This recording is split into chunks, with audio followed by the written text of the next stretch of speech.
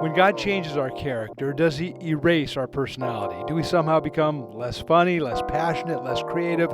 In a phrase, less ourselves.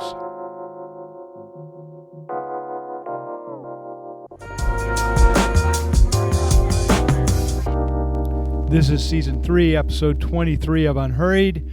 I'm here with Ryan Viramontes. Hey. I'm Doug Kyle. Great to have you joining us, listening along, or watching.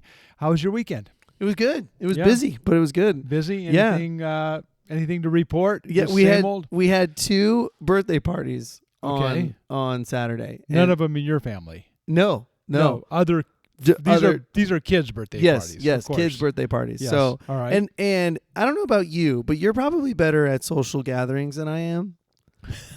What happened? I can't even begin to imagine what happened. Nothing specifically. But it's just one of those things where it's like I never know how to act, because it's like you're basically thrown into like a room or like a situation where you only know the people that are hosting. Yes. Right? Like you don't know any of these other people. True. And how they connect. Yeah, we've all been there. Yeah. Right. The only connection we have is with the host. Yes. But they have a bunch of other friends that apparently we don't know. Right. Exactly. Yes. Right. A whole nother world. Right. Yes. And so then you're like, the host is doing their thing where they're mingling and trying to host. Right.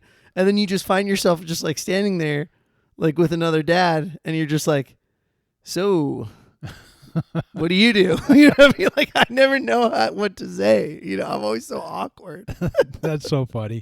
I would never have guessed that because when I picture you, you're like the ideal guest. You're the like, well, we want Ryan there. He's the life of the party.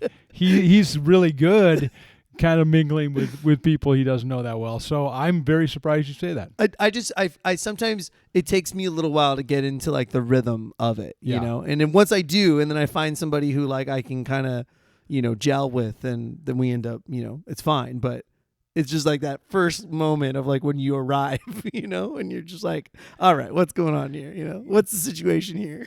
I don't know why this popped into my mind. Can we reminisce for just a moment about when we first met? Sure. Just walk down memory lane. Let's do it. All right. When I first met you in person, we had talked by phone or whatever ahead of time. Right. But when I first met you, it was in the tea shop. Yes, it was in San Clemente. Yes. And I remember being struck very quickly, saying, "This guy, he connects quickly with people." That's why I'm just reinforces as long as I've known you, you've been someone who is naturally easy to get to know and connect. Sure. Yeah. So that surprises me. Well, I'm just saying at first, when you kind of like, when you first get there, it's that like interaction. But you and I had already been emailing and, talking on the phone, a few times before we actually like met in person. Yeah, that's true. That's true.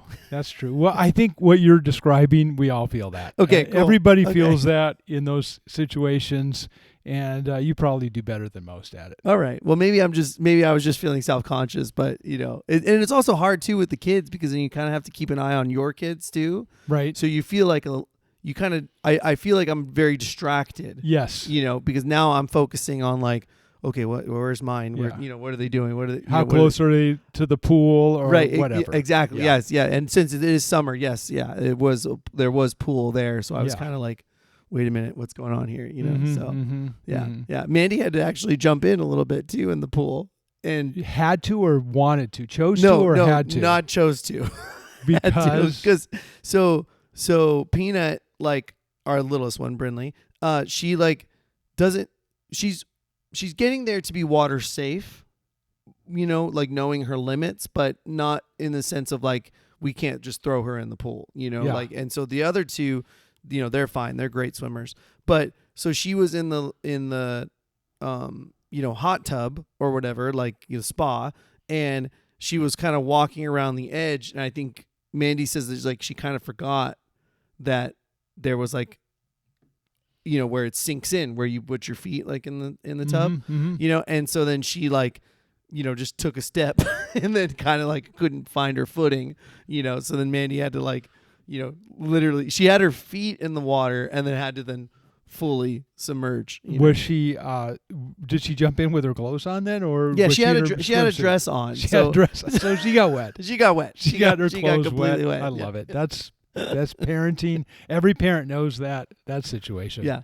Yeah. I was at the burger line getting something for the kids. Yes. Not for myself. Mhm. You know, that's what I was doing. So I was distracted too. You know, Yucking it up with the other dads. Yeah.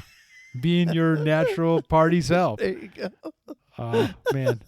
All right. Well, we can all picture it. That's Right. great. There you go. That's great. It is summertime and their birthday season. It seems like, I mean, it's always birthday season, but it seems like this is the time that outdoor pool Right. parties Very for much kids. so. Yeah. Very much. Yeah. Yeah. How was your weekend?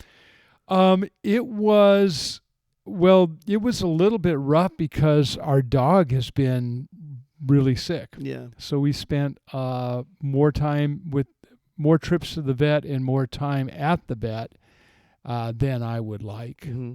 And it's funny. It's like, I feel bad saying it because we have, I have friends and people very close to me with all kinds of medical challenges, and so your dog is it's just a dog, but they're part of your life. They're part of your family. You just love them so much, and it just kills you when you see him not doing well. But he's doing better. Okay. He's doing better. He's on Good. the mend. Looks like we're over the worst of it. So I'm glad for that. Yeah, that's good. That's good. And Yeah. your dog is very rambunctious too. So to kind of Yeah, see when him, he's mellow and just not That's a feeling bummer. good, you're Yeah. just going, this isn't right. Yeah. And he's trying, which is so cute. He's trying to be, all energetic, but then he can't do it. So Right. Poor Right. guy. Yeah. Yeah. So that was it for us. Otherwise, it was pretty relaxed weekend. It was kind of nice. That's good. Yeah. Yeah. Well, we're in the middle of this podcast series, Add to Cart. We're looking at the qualities listed in the opening chapter of 2 Peter, where it talks about all these things that God wants to add into our lives. He wants us to add into our lives with His empowering and His equipping, enabling faith, goodness, knowledge, self-control, perseverance. Today we get to the sixth category, which is godliness. And we're going to talk a little bit about what that means to be godly. And I want to lean into the whole idea of the fears that we have about it. Some of the reasons that maybe we resist it a little bit because of some misconceptions and some myths and some misunderstandings about what godliness really is. The goal of this podcast in general is to be a conversational space where we slow down and go deeper. The things we talk about on Sunday translate to real life. This podcast comes out these days on Thursday, so it's great. People have had a few days living with the message, and now they have an opportunity to kind of, rethink about it or live with it. This is meant to sort of answer some of the questions that maybe you're thinking about on your drive home, and you're still wondering about or thinking about. At least for me, these are things I'm still thinking about a couple days later. So that's the goal. And today I want to talk about when God changes our character, does He erase our personality? Do we somehow become less funny, less passionate, less creative, less ourselves? I think our fear is captured in the idea, I don't want to be that guy. We all know the guy that just seems weirdly religious, and it's like, I don't want to be like that. And so, we equate that with being super godly. And so we're like, Are we that guy? I hope not. Let's put it this way. If we are, I have good news for you. You don't have to become like us. Right. If we are. Right. This is going to be freeing, and hopefully there's other quote unquote that guys in people's lives that are worse than us. Let's hope. But if we're that guy, then this is still going to be liberating for you. Right. There's so like we were talking earlier about social settings, right? Like there's very often where I feel like or am the coolest guy in the room. Like there's usually somebody who's a little bit cooler and a little bit. You're saying you often feel that way, or you rarely feel that way? I rarely feel that way, right? I misunderstood you. Sorry. I thought you said no. I thought you were saying I usually am the coolest guy in the room. No. I'm going, okay, well, good self-confidence there, Ryan. No, I am not that guy. Okay. But there's been a few settings, okay, Yes. in our circle of Christianity and church world, And there's been a few settings where I've been like, wait a minute, I think I am the coolest. Wow, what does that feel like? I have no idea. It's weird. That's funny. That's funny. Well, I did say in the message, I said, when I talked about the idea of like, we don't want to be that guy. And I talked about godliness being kind of a weirdness. And I said, godliness, that's for ministers, monks, and missionaries. Yeah. I thought I was being clever, all, Right. 3 M's. Right. But we're ministers, so There you I go. guess we're in that category of those that, people kind of put on a different level. Exactly. And, you're talking about being at parties. I feel like I'm often very hesitant to tell people that I'm a pastor Yeah. in those settings where Sure. I'm meeting new people, I'm Sure. in a crowd, for this very reason, Yes. is that they suddenly have a category for that, Right. and it's usually a weird category. Yes. Yes. It's usually a category of weirdness. Right. And so I want to have enough time with them to go, this guy seems normal enough before they learn that about me. Does that, I don't know if that's weird. No, But- I don't think so. I think one of the things that I think people appreciate about you and admire about you is that you are not somebody who leads in a direction where everything has to be this one thing, right? Yes. Many when I first got here, we used to have this volunteer, and he used to say that you were the OG hipster because everyone's copying you. Like all the hipsters are copying you, and you've been here from the beginning, you know, where I think like you have this vibe about you that doesn't always have to lead with, everything has to be about, being a pastor or being a Christian or anything. When they get to know you, then they know that personality and they know that side of you, but it's not always that one thing that, you put out there first. Hopefully this just reinforces that idea then, because that's really what I'm hoping that our listeners and viewers get, is that we really can be free to be ourselves and not a carbon copy of someone else, a duplicate of someone else, a copy paste of someone else. Right.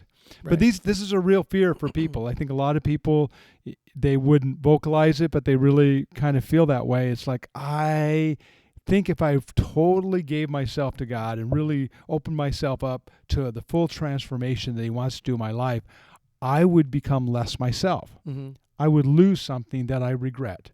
I would be, because it feels like becoming someone else rather than becoming them. So that's what I want to go into a little bit today.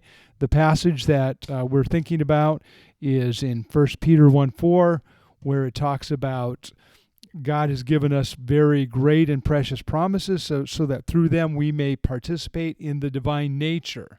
And I want to talk about that divine nature, participating in the divine nature. This is really a potent phrase that we have in the Bible, and it could be misunderstood, but really in a nutshell, what it means is that God is allowing us to actually become more like Him, to share in His character.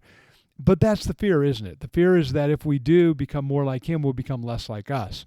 And how does that work? And so in the message, I quoted Soren Kierkegaard, who said, "Now with God's help, I shall become myself." And that's not how I think a lot of people would finish that sentence. With God's help, I'm going to become fill in the blank. Right. We wouldn't expect it to say myself. Mm-hmm. In other words, most of us feel like God's trying to make us not ourselves. And so what does that mean? I love that quote. I use it all the time in the Shape Seminar because of what you were saying earlier. I do have a deep passion that people understand their creative, unique self. And I think it's just very profound to think that God is trying to make us more like ourselves, not less like ourselves. And if you look at the rest of that passage that I quoted in 1 Peter 1:4, it says, having escaped the corruption in the world caused by evil desires. This world is making us less like ourselves, and God wants to bring us back to what He always intended for us. So that's that's kind of the idea that I want to lean into, and I want to open up that idea that we don't have to fear becoming more godly as if that is going to make us weird or we're going to lose something along the way. Right. Well, and then we can also have, everybody has a certain amount of different skills and callings and vocations and all these other things that can come together and work together inside the church and to glorify, God. And then even in your workplace too, you know what I mean? Yes. Like, it doesn't really matter where you are. God can still work through all of that, When you think about the different gifts that we were given and the different the styles that we have, all of those things are God-given and things that he wants us to utilize rather than, get rid of. Right. Yeah. So this is not self-help. I want to put you at ease right now. I'm not promoting self-help. I'm not saying you need to just become the ideal you as if that's kind of all about you. I think this is sanctification, which is the idea that God's process of making us more like him surprisingly doesn't discount who we are, but actually redeems who we are. Totally different way to think about it. Yeah, for sure. Well, we can, like you said, we can fully become what God intended us to be, right? Through him and Yes. only him. Yes. Yeah. Yes. So I think Peter is the such a great test case for this. He's such a good example for us of this because we have this rare privilege in the Bible to see Peter at two very different points of his life. We see him in the Gospels, and we see a lot of him in the Gospels. So there's a number of individuals that are mentioned in the Gospels, but we don't learn a lot about their personality. But Peter, we see his personality clear as can be in the Gospels. So I think we all, if we've read the Gospels, we all kind of have to go, I get Peter. I picture Peter. I think I would recognize him. He's going to be one of those guys in heaven that you go, oh, that must be him.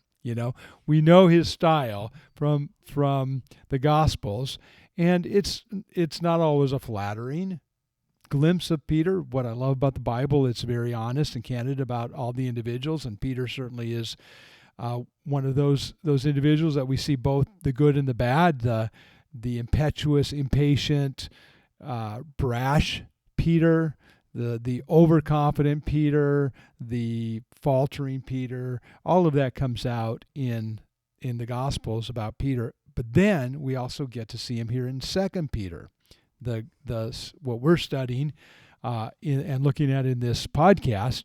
And 2 Peter is near the very end of his life. Many believe this is the last thing he wrote, and also right before he actually died, was probably martyred for his faith.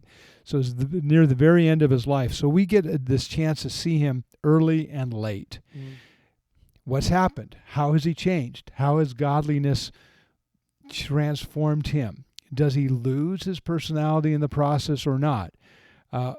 Being able to see this in the Bible makes Peter this great test case to answer the question: does becoming more like Christ, which we trust that Peter did over his lifetime, ruin our personality, or does it keep us from being fully who we are? And Peter, we would have to say I'll give you the answer right away. No. Peter is a great example of someone who was transformed by the grace of Jesus, but didn't lose his personality in the process. If Peter walked in this room right now, I think we'd recognize him. Not because he's still, reckless, but because he's still Peter. We'd go, that's him. The same guy we read about early in his life when he was just getting to know Jesus and not much had changed yet, is the same guy that he is now. And in heaven, I think we'll recognize him as well. And there's several reasons why I say that. I think, let me give you some examples from 2 Peter itself. First of all, his writing style. And this is one of those things that's a little bit in the weeds that we wouldn't get reading in our English Bibles, but it's is super interesting if you do some background study on Second Peter. Most scholars think that Peter used a secretary to write First Peter. At the very end of the first letter that he writes, First Peter, he writes, "With the help of Silas, whom I regard as a faithful brother, I have written to you briefly." So that's 1 Peter 5:12. At the end of the letter, there's this reference to Silas kind of helping him write the letter.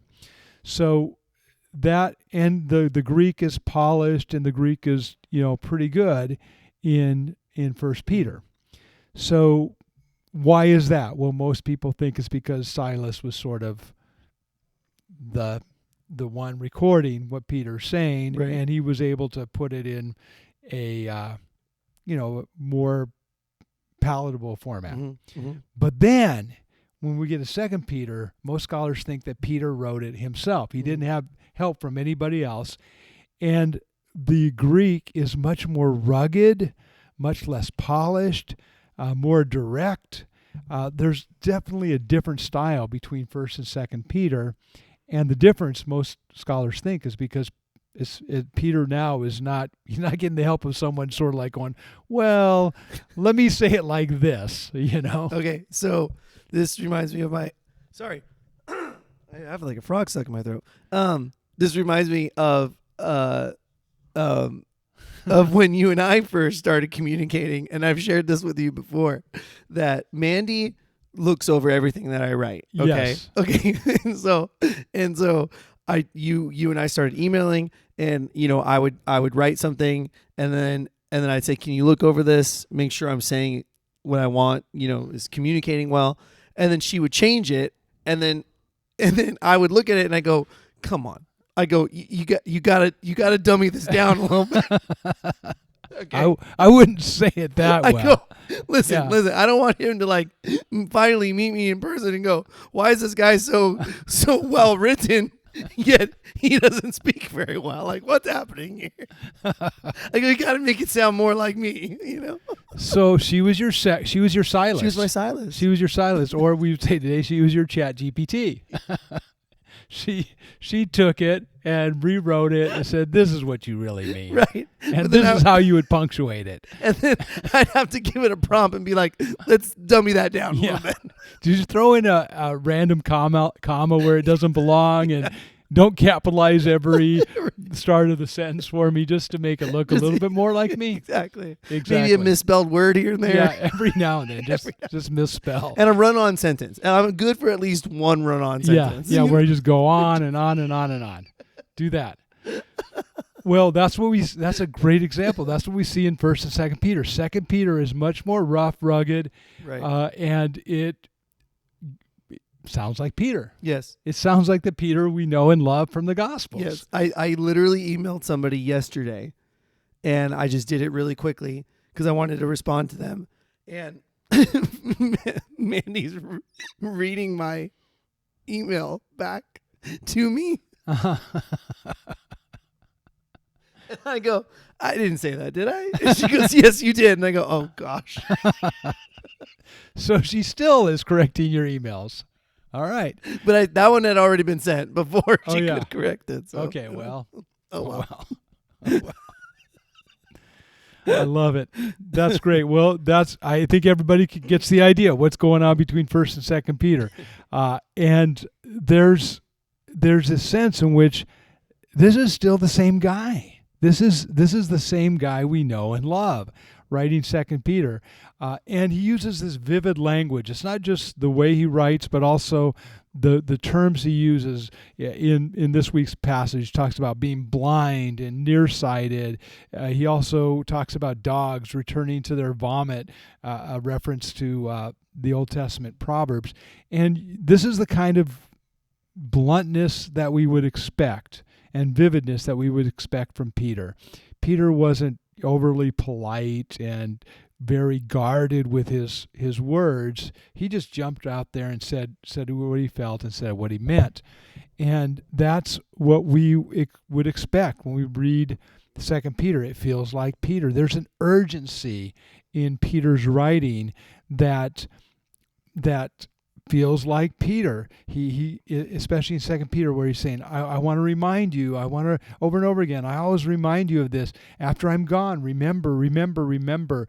That's the kind of urgency that we saw with Peter when he was in the Gospels, and none of that was lost near the end of his life. He was still very much like that. And to me, I love that, because that is very liberating, to say that God, now maybe it's also discouraging, because some of us go, I wish he would change some of my personality, but he doesn't want to change our personality. He wants to redeem it. Mm-hmm. And that's really what we see with Peter. And that's my next point. So this will put you at ease if you're going, oh, rats, I thought he was going to change some of my bluntness or other things about me. Having said that, we do see examples of how God sanctified his personality. In other words, he kept the personality the same, but he infused the Spirit, God's Spirit, into it. So what we see is his impulsiveness has turned into boldness. Mm-hmm. It's still impulsive, but it's now boldness rather than getting him in trouble.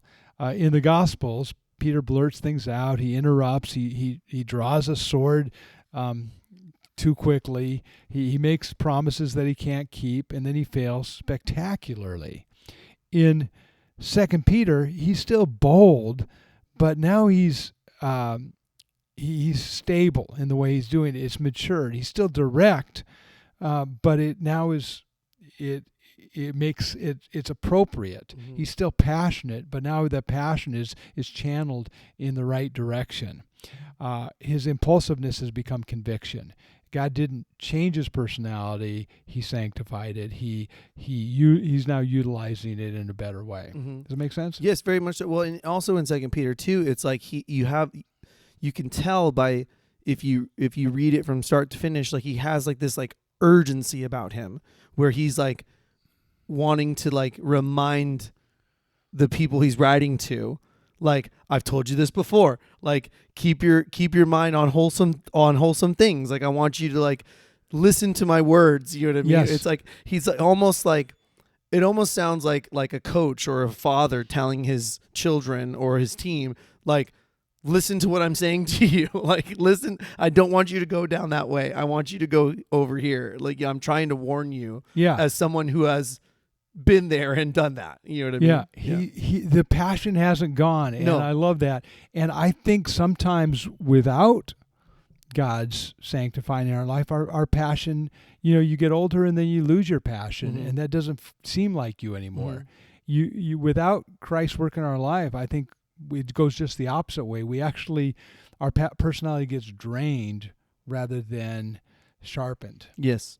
Yeah. I mean, that's the thing about my dog, going back to that, because of all the surgery and stuff he went through, he was medicated, and you go, that doesn't seem like, he's kind of like dulled. His mm-hmm. personality is mm-hmm. dulled because of it. And you're just, and because he's recovering, his personality is still a little bit dulled, like you were saying earlier. Well, I can't wait for him to be back to himself, mm-hmm. And yes, there'd be some things that probably would be good if they didn't come back, but it all goes together.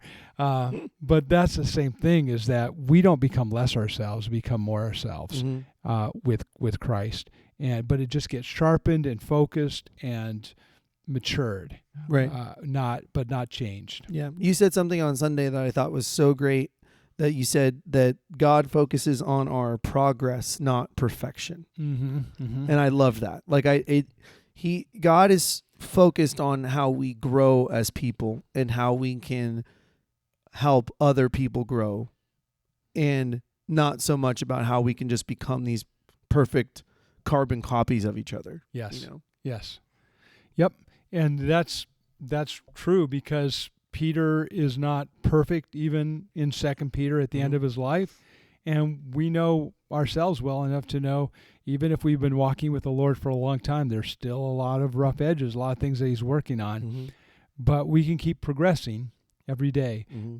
with those things that we've talked about, and this understanding that it's something that we don't have to fear.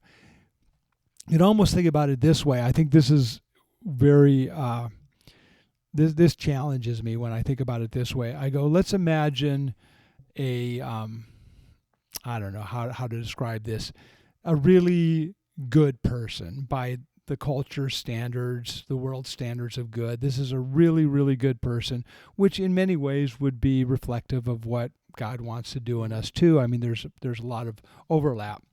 And let's imagine that somebody was 80% there, just by design. Mm-hmm. They're a Christian. They're 80% there, partly because they just have raised in a good family and they had a good life experience, and they're at 80%.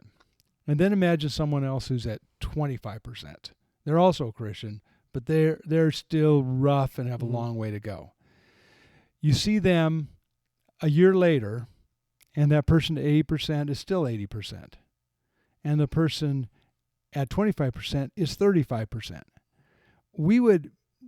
It would be very natural for us to almost give more accolades to the person at 80%. Mm-hmm. You say, well, look at that. They're just so great. I mean, God's mind, he is way more happy with the person who's gone from 25 to 30, progress, rather than the person who's close to perfection. Right. Who's doing really well, because God cares about us, which direction we're going, not where we are. And that's a very different way to think about it, because we give all the applause to the person who's 80%. But it's really easy for us as believers who've been there for a while to get kind of settled and just get comfortable with it. And guess what? God always wants to keep progressing, us keep going. And that shouldn't be a guilt thing. It just should be like a great, I can focus on progress. I can focus on 1% better this year. And that, to me, I don't have to be perfect. I can just grow. Yeah. That to me is hopeful, rather than rest on your laurels and feel good about all the progress you've made. I have a buddy that always says that. Like, he always says, like when someone will ask like where you're from, he'll always say, like, it's not where I'm from, it's where I'm going. Yeah. Right. Yeah, that's what God cares about too. Yeah.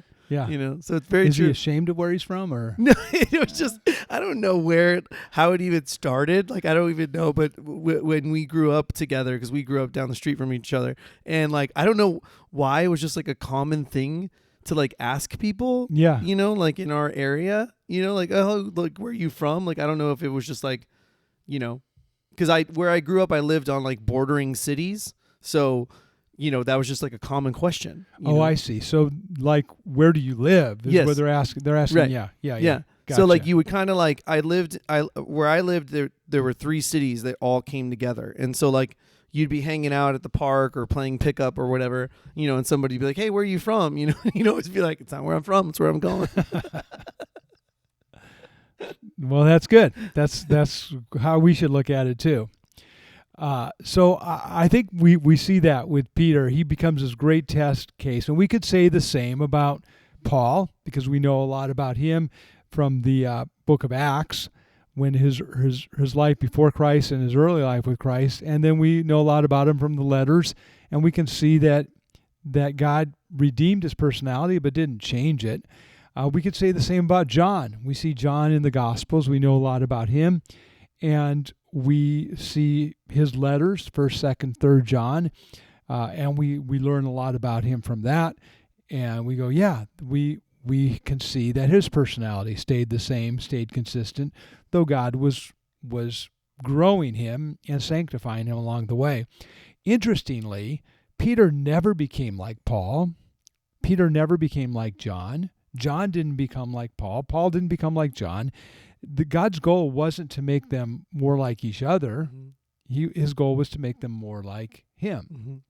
And that's the same with us as well. So if I want to just kind of wrap this all up, I would just say this: God doesn't perform a personality transplant when we follow him. He performs a heart transplant.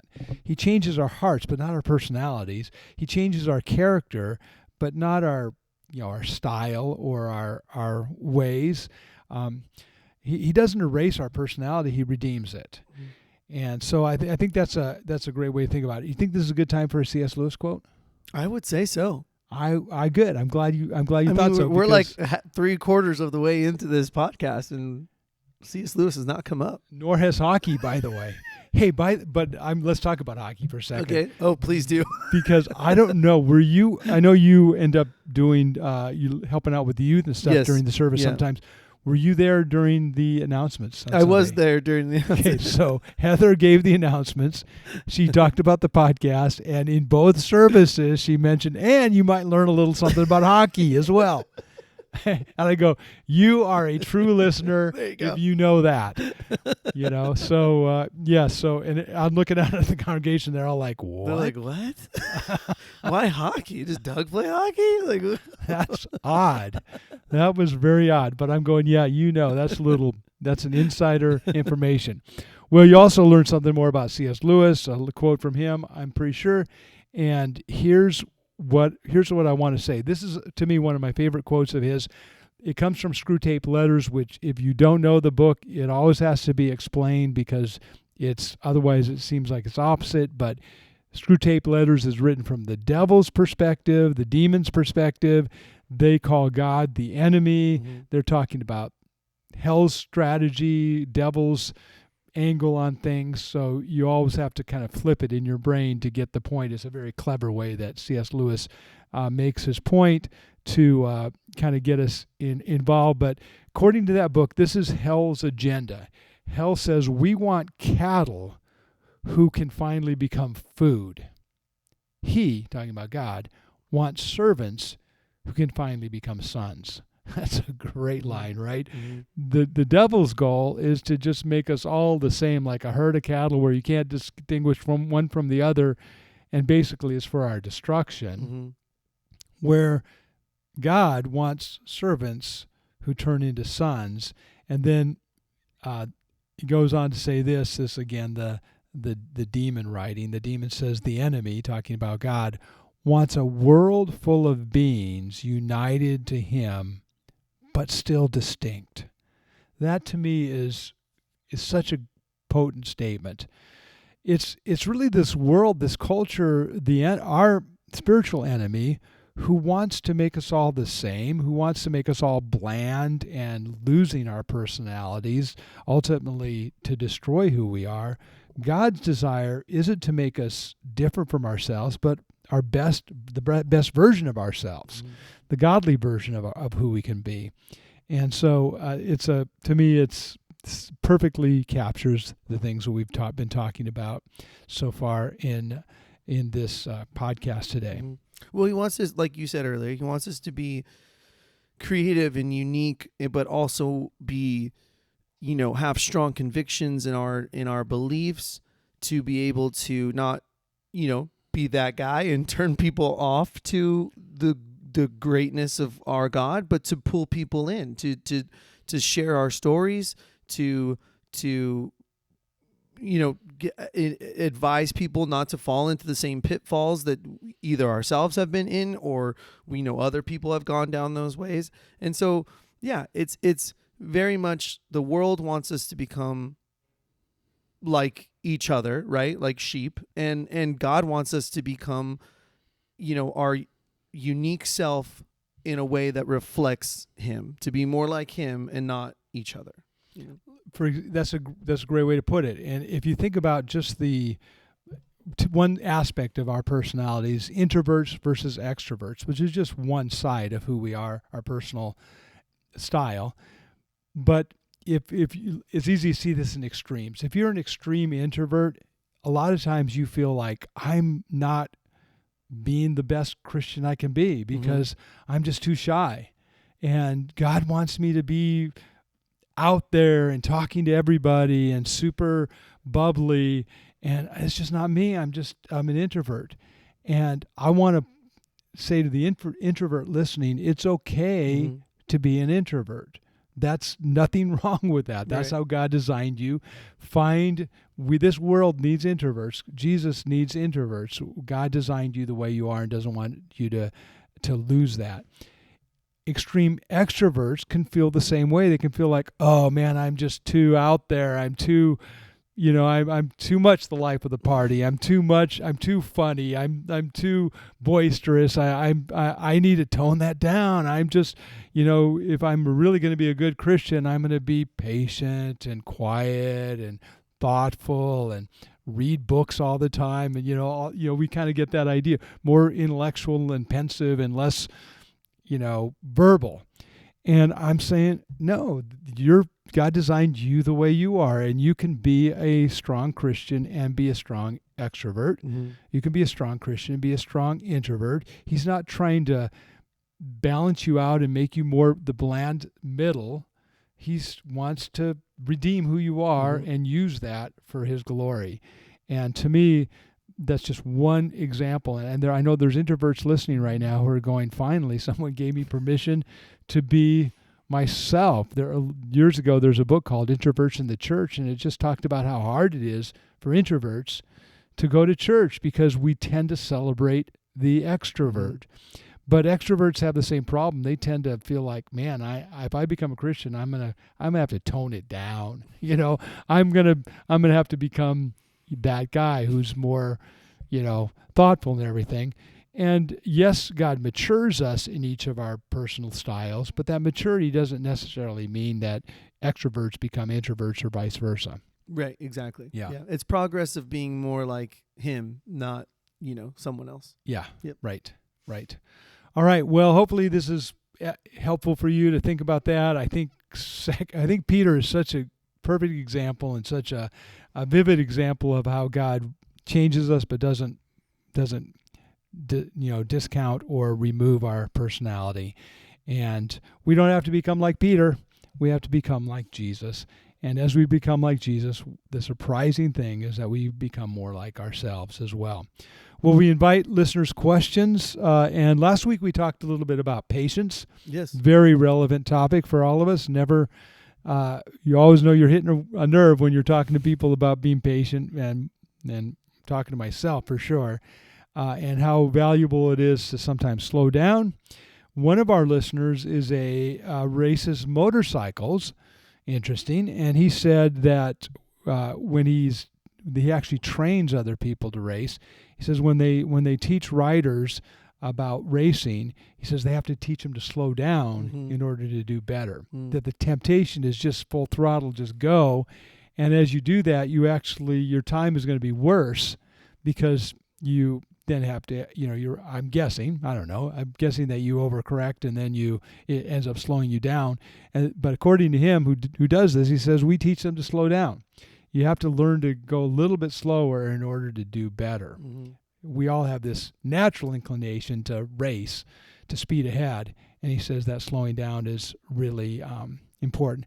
And then he made a comment to me. He said that, because if you remember, I said, that the preaching tip is if you don't know what you're talking about, just talk fast.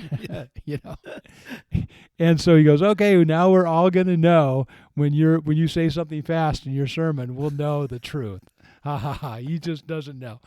Doug doesn't know what he's talking about. So, well, hopefully that's not the case. But no. Yeah, you've called me on it. So if you start laughing when I talk fast, this listener, I'll know. There you go. I'll know why. So, again, we're not getting a lot of questions. We're just getting comments.